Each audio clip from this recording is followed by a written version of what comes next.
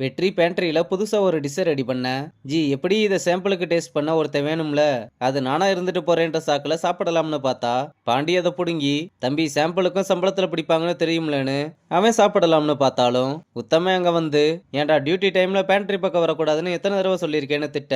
Sir அவனை விடுங்க, இன்னைக்கு புதுசா ஒரு டிஷ் ரெடி பண்ணியிருக்கேன், டேஸ்ட் பண்ணி பாருங்கன்னு சொன்னதும் உத்தமனும் அதை பாண்டி கிட்ட இருந்து வாங்கி சாப்பிட்டு பார்த்து, டேய் பிரமாதமா இருக்கு, சாப்பிட்டதுமே ஊர் ஞாபகம் வந்துருச்சு. ஆனா இந்த மாதிரி டிஷ் எல்லாம் ஓடுமான்றது கொஞ்சம் டவுட்டு தான். உன்னை டிமோட்டிவேட் பண்றேன்னு நினைக்காத, எனக்கு தோணுனதை சொன்னேன்னு பாண்டிய கையோட இழுத்துட்டு போறாரு. இங்க ஐசு தனியா நடந்து போய்கிட்டு இருக்கும்போது அக்காக்காரி வந்து, நான் உங்ககிட்ட கொஞ்சம் பேசணும், இன்னைக்கு 7 மணிக்கு பீச்சு கிட்ட வந்துரு. இல்ல எனக்கு வேலை இருக்கு, நான் வர்றது கஷ்டம்தான். இதோ பாரு நானும் இங்க வேலை பார்த்துருக்கேன், இதெல்லாம் என்கிட்ட சொல்லாத, நீ வர்ற அவ்வளவுதான்னு சொல்லிட்டு போறா. அப்புறம் ரியாவை பார்க்க வர.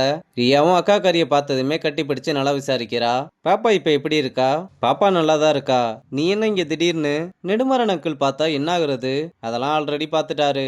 ஆனாலும் உனக்கு ரொம்ப தைரியம் தான். நான் உன்னை பாப்பேன்னு நினைச்சு கூட பார்க்கல, ரொம்ப சர்ப்ரைஸா இருக்கு. உனக்கு இன்னொரு சர்ப்ரைஸ் இருக்குன்னு நான் கல்யாணம் பண்ணிக்க போறேன்னு சொல்ல ரியாவும் ரொம்ப சந்தோஷமா வாழ்த்துக்கள் சொல்றா. ஆனா இங்கதான் கல்யாணம் பண்ணிக்க போறேன்னு சொன்னதும், என்ன சொல்ற, நெடுமாறன் அங்கிளுக்கு தெரிஞ்சா? நான் எல்லாத்தையுமே பிளான் பண்ணிட்டேன், என் லைஃப்ல நடக்கிற பெரிய விஷயம் இது. இந்த கல்யாணத்தை நீ தான் முன்னாடி நின்று நடத்தி வைக்கணும்னு சொல்றா. நீ ஒன்னும் கவலைப்படாத, நான் ராஜன் அப்பா எல்லாருமே இருக்கோம்ல, பாத்துக்கலாம்னு சொல்றா. இங்க ஐசு டல்லா உட்காந்துருக்கத பார்த்து ராஜன் வந்து என்னாச்சுன்னு கேக்குறான். திவ்யா வந்திருக்கா பாத்தையா? ரெசார்ட்டுக்கு வந்திருக்காளா? என்கிட்ட சொல்லவே இல்ல. சரி அதுக்கு ஏன் நீ டல்லா உட்காந்துருக்க? அவ இங்கதான் கல்யாணம் பண்ணிக்க போறாளாம். சரி நல்ல விஷயம் தானே, உனக்கு தான் அப்பாவை பத்தி தெரியும்ல. இதெல்லாம் ஒரு ப்ராப்ளமா?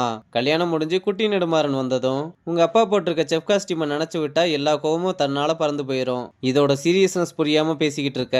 7 மணிக்கு பீச்சுக்கு வர சொல்லியிருக்கா, கண்டிப்பா இதை பத்தி பேசுறதுக்காக தான் இருக்கும். இதை பாரு, அவ உன்னோட அக்கா. ரொம்ப யோசிக்காம அவ கிட்ட போய் பேசுன்னு சொல்றான். விக்கி ரம்யா பிளேட்டிங் பண்றத பார்த்து, பிளேட்டிங் பண்ண தெரியலனா கேட்டு தெரிஞ்சுக்கோ, முட்டையை ஊத்தி அப்படியே தட்டுல வச்சு கொடுக்கறதுக்கு இது ஒண்ணு தள்ளுவண்டி கடை கிடையாது. இந்த மாதிரிலாம் பிளேட்டிங் பண்ணிட்டு போய் கஸ்டமர் கிட்ட கொடுத்தா உன் மூஞ்சிலேயே விட்டெறிவானுங்க. ரோட்டு கடையில வேலை பார்க்குற உன்னெல்லாம் கிச்சனுக்குள்ள விட்டா இப்படிதான்னு சொல்லும்போது ஜான் வந்து அதை பார்த்து, எல்லாம் ஓகே தான், ஆனா பிளேட்டிங் மட்டும்தான் கொஞ்சம் சுமாரா இருக்குன்னு விக்கி கிட்ட பண்ண முடியுமான்னு கேட்டா, எனக்கெல்லாம் வேலை இருக்கு, வேற யாராவது பாத்துக்கோங்கன்னு சொல்றான். சரின்னு வேணி கிட்ட கேட்க அவளும் சரின்னு வந்து, பிளேட்டிங் பண்றது ஈஸி தானே அவளுக்கு சொல்லி கொடுக்க.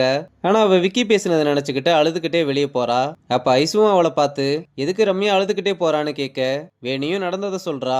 உடனே ஐசுவும் கோவமா வந்து, வந்த ட்ரெயினி கிட்ட எப்படி நடந்துக்கணும்னு தெரியாது, அவ தப்பு பண்ணா நான் அதை சொன்னேன் அவ்வளவுதான், சும்மா நடிக்காதடா, உன்னை பத்தி எனக்கு நல்லா தெரியும். நம்ம ஃபர்ஸ்ட் டைம் கிச்சனுக்குள்ள வரும்போது எப்படி இருந்தோம்னு மறந்துட்டியா? இன்னொரு தடவை அந்த மாதிரி நடந்துகிட்ட இப்படி பொறுமையெல்லாம் பேசிக்கிட்டு இருக்க மாட்டேன், டைரக்டா நெடுமாறன் கிட்ட போய் சொல்லிடுவேன்னு மிரட்டிட்டு போறா. இங்க பேண்ட்ரியில அசிஸ்டன்ட்டும் என்னஜி இன்னும் யாரையுமே காணோம், டே ஈவினிங் ஆனது வருவாங்க, நம்பிக்கையோட இருடா. நீங்க கான்பிடென்டா இருக்கீங்கல்ல, அப்ப நானும் கான்பிடென்டா இருக்கேன்னு சொல்லும்போது 2 கெஸ்ட் வந்து போர்ட்ல இருக்க டிஷஸ் எல்லாம் பார்த்துட்டு பேம்பூ ரைஸ் உப்புமானா என்னன்னு கேக்குறாங்க. சார் அது ஒன்றும் சாதாரண உப்புமா இல்ல, அது மூங்கில் மரத்துல இருந்து கிடைக்கிற அரிய வகை அரிசியை வச்சு பண்ணதுன்னு அதோட நன்மைகளை பத்தி சொல்ல, சமோசா பப்ஸ் சாண்ட்விச் எல்லாம் எதுவும் இல்லையான்னு கேட்டா, இல்ல சார் இன்னைக்கு அந்த ஐட்டம் எதுவும் போடலன்னு சொன்னதும் அது இருக்கும்னு நினைச்சுதான் வந்தோம்னு சொல்லிட்டு கிளம்புறாங்க. இதனால வெற்றியும் ரொம்ப அப்செட் ஆகுறான். இங்க ஐசுவும் அக்கா காரியை மீட் பண்ண வர, அப்பா இன்னும் மாறவே இல்லைல, அதான் மாறலேன்னு தெரியுதுல, ஏன் வந்த? நீயே இப்படி பேசுனா என்னால எப்படி நிம்மதியா கல்யாணம் பண்ணிக்க முடியும்? நானும் உன்ன மாதிரி அவரை ஏமாத்திருவானோன்னு பயப்படுறாரு. அவங்களுக்கு பிடிச்சதை பண்றதுக்கு பேர் ஏமாத்துறதா? அவரை குக்கிங்கை விட்டு வர சொல்லி நம்ம ஃபோர்ஸ் பண்ண முடியுமா? முடியாதுல்ல. நீ லாஜிக்கா பேசுறதெல்லாம் ஓகே தான், ஆனா நான் எமோஷனலா பாக்குறேன். அவர் என்ன நம்புறாரு, இதுக்கப்புறம் நான் அவரை ஏமாத்த விரும்பல. உன்ன மாதிரிலாம் என்னால அவரை ஈஸியா ஹேண்டில் பண்ண முடியாதுக்கா. என்ன பேசுற நீ? அவர் என் லைஃப்ல தலையிட்டதுனால நான் வெளியே வந்துட்டேன் அவ்வளவுதான். ஆனா எனக்கு ஒரு நல்ல விஷயம் நடக்கும்போது அவர் என் கூட இருக்கணும்னு நினைச்சுதான் இந்த ரெசார்ட்டுக்கே வந்தேன். ஃபர்ஸ்ட் நம்ம அவரோட பொண்ணு, அதுக்கப்புறம் தான் எல்லாமே. நான் என் கல்யாணத்துல அவர் இருக்கணும்னு ஆசைப்படுறேன். நான் அவர்கிட்ட இருந்து வேற எதையுமே எதிர்பார்க்கலன்னு சொல்றா. இங்க நம்ம பசங்களும் காலையில இருந்து கஷ்டப்பட்டு சமைச்சு எதுவுமே சேல்ஸ் ஆகல, இவ்வளவு மிச்சமாயிருக்குன்னு ரொம்பவே மனசுடைஞ்சு போய் வந்து அங்க இருக்க செக்யூரிட்டி நம்ம பசங்க எல்லாருக்குமே கொடுத்துக்கிட்டே வர்றாங்க. அப்ப பாண்டி வந்து என்னடா பண்ணிக்கிட்டு இருக்கீங்கன்னு கேட்டா, இன்னைக்கு பண்ண டிஷ் எல்லாம் மிச்சமாயிருச்சு, அதான் பாக்குற நம்ம பசங்க கிட்ட எல்லாம் கொடுத்துக்கிட்டு இருக்கோம். வெற்றியா அவனோடதுல இருந்து 2 எடுத்து வச்சு சிவா ரமேஷுக்கெல்லாம் கொடுக்க சொல்லி அனுப்புறான். பாண்டியும் என்னாலதான் இதெல்லாம் சாரி கேட்டு, நான் தான் ஆரம்பத்துல வயசுல இருந்தே எல்லா பிரச்சனையும் இழுத்து விட்டுக்கிட்டு இருக்கேன்னு தோணுது. சீக்ரெட் கிச்சன் ஐடியாவையும் நான் தான் கொடுத்தேன். நேத்து இந்த விஷயத்துக்கும் நான் தான் அவசரப்படுத்தி முடிவு எடுக்க வச்சுட்டேன். ஒருவேளை நான் உன்கிட்ட பேசாம இருந்தா இந்த மாதிரி பிரச்சனைலாம் உனக்கு வராதுன்னு தோணுது. யோ, என்னையா நீ இவ்வளவு சீரியஸா பேசிக்கிட்டு இருக்க?